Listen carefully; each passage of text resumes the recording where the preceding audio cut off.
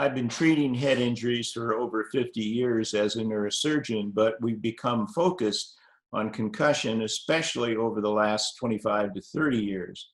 And when we first got involved with concussion, the major treatment was really cognitive and physical rest, or at least reduction of cognitive and physical activity to a level that didn't provoke symptoms getting worse.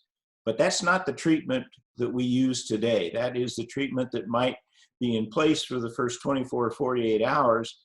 But then we actually start today active therapies based on what domain of symptoms is most dominant. So if somebody has a concussion and their primary problem is with balance, vestibular therapy would be prescribed.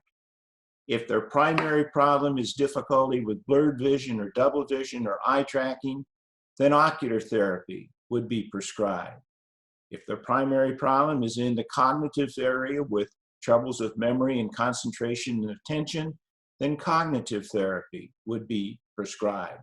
If it's primarily emotional symptoms, then counseling would be recommended, behavioral therapy, cognitive therapy, and those types of emotional support structures.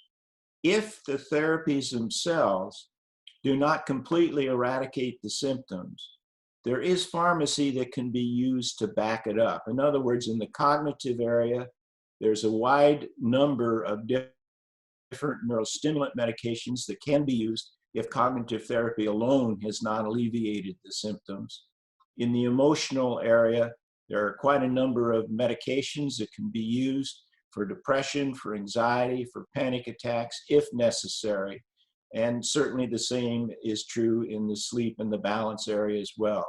But we always start with the therapies first. And only when the therapies are not completely successful or not successful enough do we go on to medications. Medications are kind of a last resort.